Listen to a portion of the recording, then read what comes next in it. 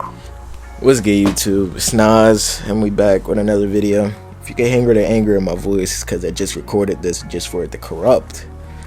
But in today's video, as you can see by the title, we're going to be looking at all the All-Stars that are 6 foot and under. We're just going to look at their career because they show strength they show to younger people or the younger generation that you don't have to be as tall, athletic, or skilled. You just gotta put in hard work and put in the grind for it. But starting off with probably the best player that is 6 foot or under, and now Allen Iverson. I made a whole video talking about this, but at his peak in the 1999 through 2006, 2007, we're going to look at those stats. We're not going to look at his first 2 years. I'm not doing that again. He averaged basically 27.5 points. He averaged 27 points per game, 5 rebounds, and 4.5 assists. In the 1999-2000 season, he averaged 28.5 points per game, 4 rebounds, and 4.5 assists. The 2000-2001 season, AI averaged 31 points per game, 4 rebounds, and 4.5 assists. In the 2001-2002 season, AI averaged 31.5 points per game, 4.5 rebounds, and 5.5 assists. In the 2002-2003 season, AI averaged 27.5 points per game, 4 rebounds, and 5 assists. 5.5 assists, actually. In the 2003-2004 season, AI averaged 26.5 points per game, 3 rebounds, and 7 assists.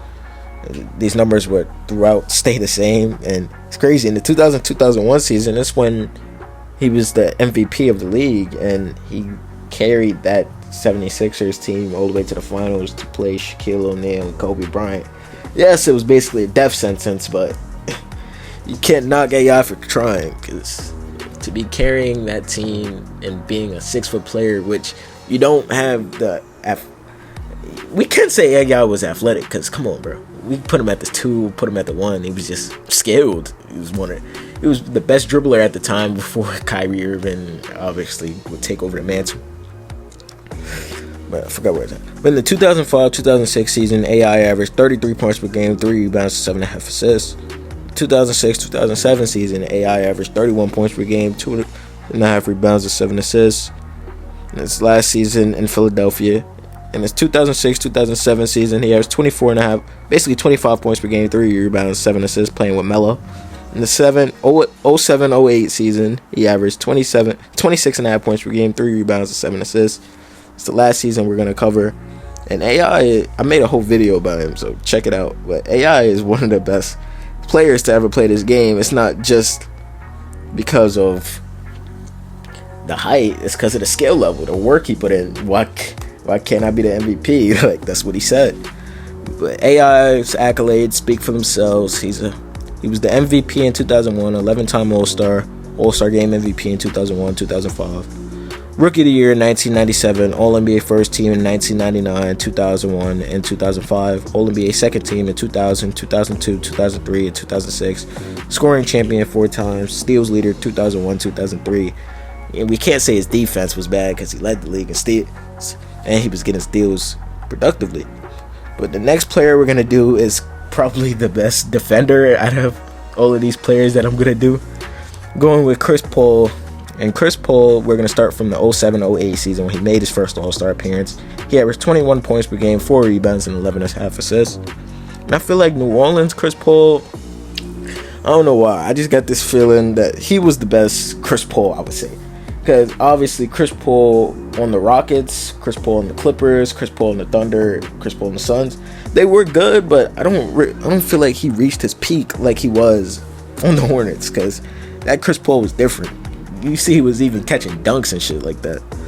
But he made his teammates better. 07-08, he even made David West an All-Star. In Chris Paul's career, he basically made DeAndre Jordan into an All-Star. Like, come on, bro. Not a lot of people could do that. And Chris Paul did it. But this next season, 08-09, he averaged basically 23 points per game, 5.5 rebounds, and 11 assists. His highest scoring season. Yes, scoring's not all about basketball, but that's why I feel like Chris Paul was just doing anything he wanted at this time. And he was leading them to the playoffs. Even though they didn't have a roster constructed great around him, he was still making his teammates better with the help that he was given. But in the 09-010 season, or the 09-2010 season, he averaged 18.5 points per game, 4 rebounds, 10.5 assists. In the 2010-2011 season, he averaged 16 points per game, 4 rebounds, basically 10 assists. In the 2011-2012 season, he averaged 20 points per game, 3.5 rebounds, and 9 assists. These were the Lob City days. Imagine he would have went to the Lakers, bro. He would probably have a ring, because that was before Kobe Bryant's injuries would happen. And maybe if Chris Paul was there, Kobe wouldn't have been playing as high as minutes as he was, because he was obviously getting up there in age. And Chris Paul could have took some load off, because this was after the Hornets days, and he was still a scorer. But in the 2012-2013 season, Chris Paul averaged 17 points per game, 3.5 rebounds, 9 assists. In 2013-14 season, which I feel like this was their best chance. No, that was next year. But he averaged 19 points per game, 4.5 rebounds, and basically 11 assists. In the 2014-15 season, which I feel like I was about to say was his best chance to win, but obviously Blake Griffin and him would eventually go down with injuries, and they looked good this season, man. They eliminated the reigning defending champions in the San Antonio Spurs, and they had a chance before all the injuries would happen. He averaged 19 points per game, 4.5 rebounds, 10 assists that season. 2015-16 season, he averaged 19.5 points per game, 4 rebounds, and 10 assists. And the last season we're going to cover, he averaged 2016-17, he averaged 18 points per game, 5 rebounds, and 9 assists. But Chris Paul, obviously, is an all-time great.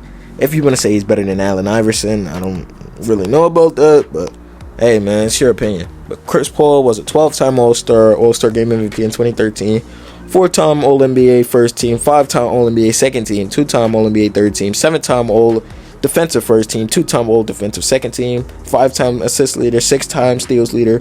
He won the Rookie of the Year in 2006, and Chris Paul is one of the best point guards to ever play this game. But next we're going to get into Kemba Walker, and Kemba is going to be forgotten by the casual NBA fan, but if you was watching Kemba at the time, or you was watching Kemba in his peak years, you know just how good he was. But we're going to start off when Kemba actually started to get better. We're going to skip the first 3 seasons because I'm not doing that again. He averaged 17 points per game, 3.5 rebounds, and 5 assists from the 2014-15 season when they were still named the Bobcats and they were terrible. In the 2015-16 season, when he dragged them to the playoffs, he averaged 21 points per game, 4.5 rebounds, and 5 assists. In the 2016-17 season, his first All-Star appearance, he averaged 23 points per game, 4 rebounds, and 5.5 assists. In the 2017-2018 season, Kemba averaged 22 points per game, 3 rebounds, and 5.5 assists. The next season will be Kemba's best season, and his last season in Charlotte. He averaged 25.5 points per game, 4.5 rebounds, and 6 assists. 2019-2020, Kemba averaged 20.5 points per game, 4 rebounds, and 5 assists, actually. In the 2020-2021 season, his last season being productive, he only played 43 games. He was getting injured at this time a lot. He averaged 19 points per game, 4 rebounds, and 5 assists. It's sad that Kemba's career was cut short, because Kemba was a bucket. He was getting wherever he wanted, cross you, it was just scoring, bro. I remember that. We all know the game winner he hit when he was in college. Kemba's accolades speak for themselves, even though they're short. He's a 4-time NBA All-Star from 2017, 2018, 2019, 2020, all in a row. He was All-NBA third team in 2019, which I said was his best season, and that's really it. It sucks that it was really cut short. But next we're going to get into Kyle Lowry, and his peak didn't come for a long time, I guess. He played 7 seasons without an All-Star appearance, but when he finally got better was when he went to Toronto. His first season in Toronto in the 2012-2013 season, he averaged 11.5 points per game, 4.5 rebounds, and 6.5 assists. In the 2013-14 season, Kyle averaged 18 points per game, 4.5 rebounds, and 7.5 assists. Could have been named an All-Star this year, but it obviously wasn't meant to happen. And he was an All-Star the next season. He averaged 18 points per game, 4.5 rebounds, and 7 assists. In the 2015-16 season, he averaged 21 points per game, 4.5 rebounds, and 6.5 assists. In the 2016-17 season, Kyle averaged 22.5 points per game, 5 rebounds, and 7 assists.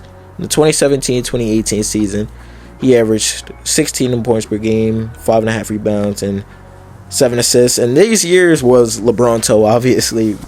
As you can see, the Toronto Raptors was the best team in the league. They just couldn't get past LeBron James. And don't get me wrong, LeBron just had their number. And when they finally got Kawhi Leonard and LeBron finally got the hell away from the Eastern Conference, that's when they finally made their mark. The stats went down, obviously. And they got Kawhi Leonard. In the 2018-19 season, he averaged 14 points per game, 4.5 rebounds, and not 4.5 rebounds, 5 rebounds, and 8.5 assists. And he was the leader for this team. I feel like, but if you were a media person, you don't know what goes on in the locker rooms. You don't know if Kawhi's the leader or not. But Lowry really looked like the leader on the court, and Kawhi was just the best player on the team. Kyle Lowry looked like he actually had the voice of the locker room. But in the 2019-20 season, he averaged 19.5 points per game, 5 rebounds, and 7.5 assists, which would be his final All-Star appearance. And Kyle Lowry is a Raptors legend, and probably Raptors fans would say he's the best player in franchise history. But Kyle Lowry is obviously a one-time NBA champion in 2018-2019, a 6-time All-Star of 2015, 2016, 2017, 2018, 2019, and 2020, All-NBA third team in 2016, and that's really it. And we all know, like I said, he's the best player in franchise history, bro.